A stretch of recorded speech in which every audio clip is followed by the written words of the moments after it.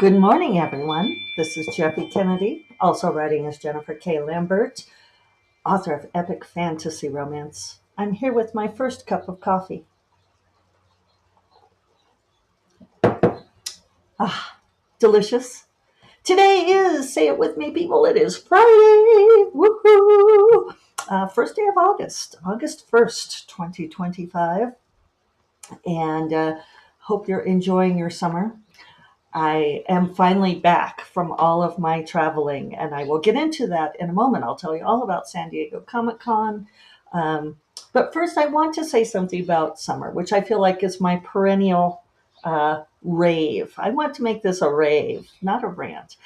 Uh, that there is this thing in our culture, and I was talking about this with, of all people, my waxer, who is also a gardener, and she and I love gardening season, and we were talking about the beautiful summertime, which is glorious here in Santa Fe. I realize some of you are in places where it's super hot and muggy and awful, but beautiful, beautiful summertime weather.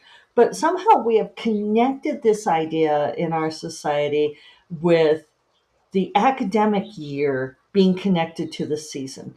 And so all of these people who are connected to the academic year, either by profession or by much more commonly children, they say summer is over. Summer is over because school has started. And and my waxer even said that she has like one, all nieces and nephews, but like one starting August 3rd, one the 15th, and one the 22nd. And, and everybody, all of her family is like, oh, well, summer's over now. And it's like, no, no, it's still summer. It's still glorious summer. And I was very happy with poets.org. I get the poem a day from them, which I love getting. It's fascinating to me. They have a different curation each month, a different person who chooses the poems for that month. So they choose 30 to 31 or 28, just fine, uh, for that month. And it's really interesting to me to make a study of this. That, for instance, June, I just did not grok the poems. The person curating them, wonderful person, amazing credentials, and all of that sort of thing. But all of the poems that they chose, with the exception of like maybe one or two, were just did not sing to me. And I saw the write up for the person who's being the curator for this month, for the month of August. And it's, poem a day. They email you a poem, and it's cool. It's really, especially if you're a creative. And I think even if you're not engaged actively in a creative profession, reading poetry is really good for our minds. It really expands ideas, even if you don't particularly love the poem. But I read the bio of the person who's the curator this month, and I thought, oh, this sounds like an interesting person, an interesting breadth of experience and interests. And then, sure enough, I love today's poem. Isn't that interesting? It's sort of like we pick things for each other. And I had a point there, and I'm not sure what it was. Oops. Maybe it'll come back to me. Anyway, yeah, so I love today's poem a day. Today is Friday. I was going to tell you about San Diego Comic-Con. Uh, I might be a little tired from all of my travels. Let's just go in and talk about San Diego Comic-Con. It was terrific. I had a wonderful time there. That con is super overwhelmed, but I did a good job of managing it, I think. So I got there on Thursday midday. Yeah, I went out Thursday morning and got this, and I love San Diego anyway. And Tor had put me up at the Hilton Bayfront, which was lovely and beautiful and really a delightful experience. And I went ahead and paid $80 to upgrade my room, so I had a water view. But, since they were covering my room, it was like I got to have this really great room for $80 a night. And it was good to treat myself that way. I think I needed that treating myself, because even though I had time in between returning from a book tour and then going on this, I had a little, well, about a week. Um, it still was like not enough recovery time. Uh, and not to bury the lead, which is LEDE, by the way, not LEAD, comes from old newspaper speak. I did finish the revision of the book. Among the Thorns is officially finished. I worked on it throughout my travels. I did a podcast from my hotel room from San Diego Comic Con last Friday and sort of updated you all. I went from San Diego Comic Con to my mother's house on Sunday to visit her for a few days and did not end up doing a podcast from her house. I thought about it, but Tucson is hot this time of year. It affects everything. My mother keeps her house at 80. It's a lot. And I'm bouncing from topic to topic. I apologize for that. So anyway, yeah, turned in that revision yesterday. And let me just tell you folks, no wonder this revision took a lot out of me. I turned it in at 127,000 words. No, it is not my longest book to date. My longest book is still The Talon of the Hawk, which was 132,000 and change. We'll see if this book ends up with 5,000 more after line edits, but I think, I don't know. I'm not even going to try. I'm not even going to try. So I ended up on this second revision. Well, between the revisions, let's put it this way. Yeah, I'm trying to figure out the exact number of words. So I added from the first draft that I turned in, I added about 35,000 words. And through my various revisions, because I take the outtakes and I put them into various files, I cut about 30,000 words. So I think that means that for this revision, for this entire revision process this year, I wrote about 60,000 new words. So, like, no wonder it was a lot. But it's done. It's turned in now, and hopefully next round is line edits. So that'll be good.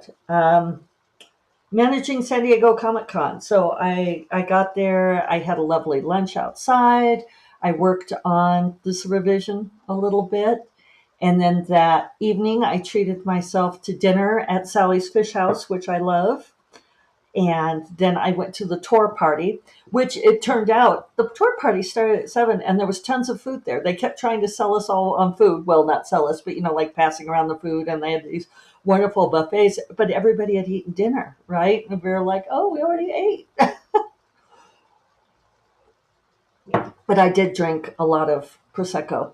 And so that was lovely. And I had a great conversation with Shauna McGuire, who I had never gotten to sit down with before. So that was really excellent to sit down and have that conversation. And it was a very fun party. It was a great time. And then on the next day, I had no obligations on Friday. I had nothing at all that I had to do. And so I decided, and I know that this will upset everybody who would love to go to San Diego Comic Con, but I wasn't going to subject myself to that great big exhibit hall.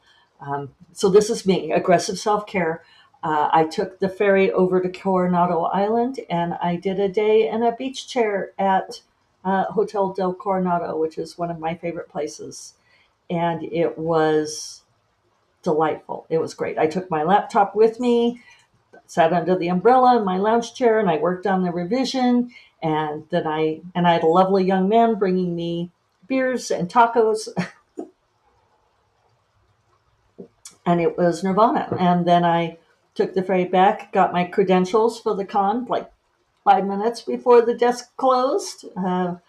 That, just like even walking back and forth from the hotel to the convention center, it's just this tide of people going both directions. And generally it's a very cheerful crowd, which is great. I was probably less cheerful than some of them because, it's just a lot for me, being in masses of people like that, and especially sort of the ambling crowd like that, where people are not really directed about where they're going.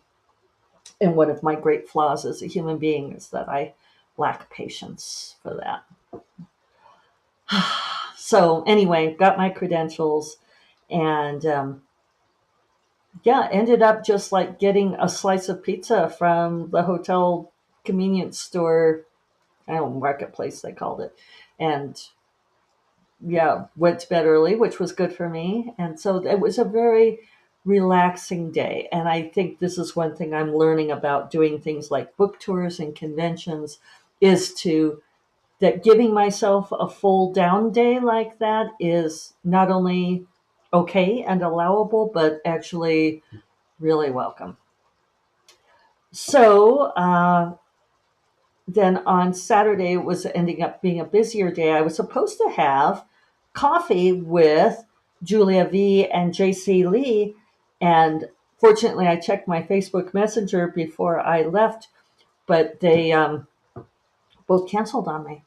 So there I was, gotten up and wearing my makeup and all ready to go. So I sat there and did worked on the book for a while, and that was actually really productive time. And then I went over for my panel, which was on like Mystic Mayhem, moderated by Christina Orlando, who is an editor at Tor, and they did a great job with the panel. I should have written down who was on it with me, but it was Moses Atomi was sitting next to me, and then Sarah Swift and Evan Lycum was on the panel. And oh, here I can look because I got this is Evan Lycum's book, Angie Kills a King. I got a copy of that. I did pick up books. I'm sort of getting back into picking up books. And I got Marie Lu was on the panel, and I got this book, Red City, of hers. I also, because Tor gives me free books, this is a great perk. I got Behooved by M. Stevenson. I've been interested in that. And I also have, sorry, while we're doing book show and tell, I think I told you all that when I was in Salt Lake City on book tour, Poppy's Books, which was great, gave me a free book, and I got The Night and the Moth, which I've not yet read. And I also got, from my agent, a copy of Nine-Tailed by the aforementioned J.C. Lee. And now I'm not going to read your book, J.C., because you canceled coffee on me. Ha ha ha. Kidding. It's such a beautiful cover on Nine-Tailed, isn't it? With the, if you're not on video, it's a white fox because she's, let's see, I want to make sure I get the name of it right. She's a fox shapeshifter, which comes out of JC's cultural tradition. Oh, Korean. It is Korean mythology. I didn't want to say Korean if I was going to be wrong. Yeah, so I'm excited to read that. Oh, it's a white fox, and that has a many-colored tail, 9 tails of different colors that are big and floofy, like those fancy goldfish. So it's a lovely, lovely cover. Yeah, so panel was great, and they just took such great care of us. You know, the publicist, this was an all tour panel, and so they shepherded us about, and it was delightful. But there was this very funny moment on the panel where Christina had asked us about our world building, and Moses had said this very interesting thing that he likes to think in terms of financial details like tipping. You know, he's lived, I don't know, it seemed like he had lived in Europe or maybe traveled a lot. And he was talking about like places where, in the US, tipping is considered to be, like so much required, so much not a gratuity, which means uncalled for, that they actually added onto the bill. When I was at the hotel for San Diego Comic Con, even small bills just for me, like a glass of wine or something, they figured in that 20% onto the tab already, which is interesting, right? It's makes it be required, right? It's not really a tip anymore. And then they still had space for tips. So if you weren't paying attention, you'd end up tipping twice. But then in some cultures around the world, it's absurd, and people come to the U.S. and they're astonished that the bill is actually 20% more than what they were told it would be. And so he was talking about those minor cultural differences and how those affect a world. And I'm a big believer in that. You know that I'm a fan of world building through that that it's character driven, right? How does it affect the characters in the world? But I was talking about financial systems too, sort of building off of what Moses said, because like one of my things is, what are the financial institutions? What is the monetary exchange? Where are people keeping their money, right? And how does the money work? What's the coinage? And I said something about this book I'm reading, which I did want to share with you all. I've got all these books stacked up. Plus, I'm reading this book, which probably, let's see if I angle it there, you can see it. But it's called Debt: The First 5,000 Years by David Graeber. So I had started reading this because when the delightful Kelly Robson was here, we were talking about Ireland and what we did and did not like about Ireland, which is, of course, the homeland of my people, some of my people. I also have a very strong Scottish bloodline, and I'm starting to think that, and I identified much more with Scotland, so I'm starting to think maybe more on the Scottish side than the Irish side. But Kelly was saying something about how, well, any people that sells their women into slavery, you have to side eye. And I was like, what do you mean? And she was like, well, the Irish used women as actual slaves in monetary exchange. And so she sent me a PDF of this book saying, look on page 171 or something. And I ended up buying the book because it's fascinating. It is fascinating that women were used as a form of monetary exchange. It's sort of like goes back to this whole women as chattel and blah, blah, blah, blah, blah, slave trade, but also, what is the word that I want? Anyway, I'm not going to be able to think of it. Uh, but yeah, it's really amazing that like daughters would essentially be sold into marriage for dowries. That's what I wanted to say. Sort of the origin of this whole dowry system. Only people would pay you to buy your daughter from you. Which is just mind blowing. And this book is fascinating because his whole premise is that we've all been taught, or at least the initial premise, that we started with bartering, that we believed in, that we would barter things, like you have a chicken that I want and I will give you my, piglet for your chicken. And that monetary systems grew from that.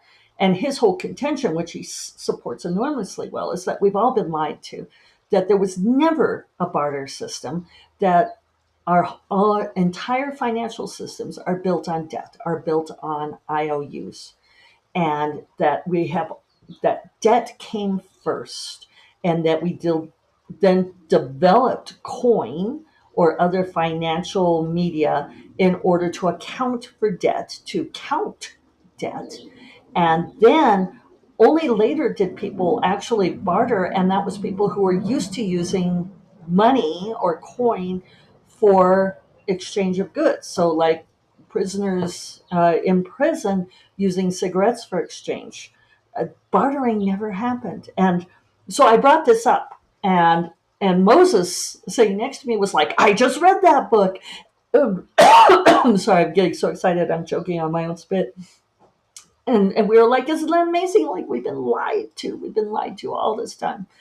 But it affects your world building, right? That these things that we just assume are like core truths, and then they turn out not to be true. So this book is blowing my mind. I highly recommend it. Once again, it is called Debt: The First 5,000 Years by David Graeber, Graeber. I'm making my friend Jim Sorensen read it. And he'd said he'd heard great things about it. so that we can discuss. I think if you're doing world building in particular, it's really great to shake up your conceptions of what a society has to be like, how it has to operate. It's interesting to think about a society where debt doesn't happen. We think we don't like debt. We think that, like, usury is considered a sin. Excuse me. But we don't operate that way. Sorry about all that coughing. So, one of the things I learned on a panel at Phoenix Fan Fusion, I'm going to do like a little promo spot, and I do not get paid for these. Another woman on the panel handed me these Listerine Cool Mint gel things, like these little thin gel things, because I was coughing like that. It's partly my blood pressure medication. It's making me do that.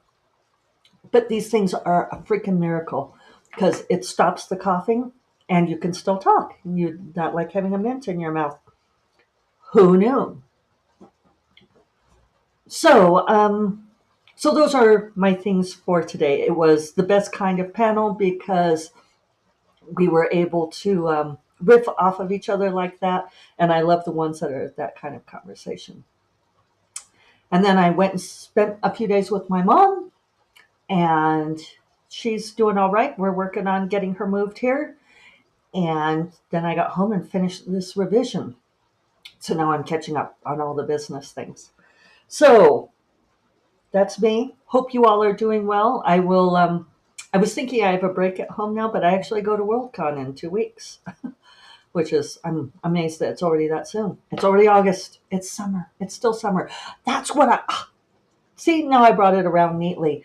One of the things I loved about the introduction to Poem a Day, see, I did remember, with the curator, is that they were talking about for the summer month of August and saying that they hope that we would take time between our hikes and trips to the beach and enjoying the weather to read a poem. And so that's what I wish for you is we still have a month of summer. And really, depending on where you live, summer lasts into September or October. So yeah, I wish for you some warm summer sunshine and enjoyment. And I will talk to you on Tuesday. You all take care.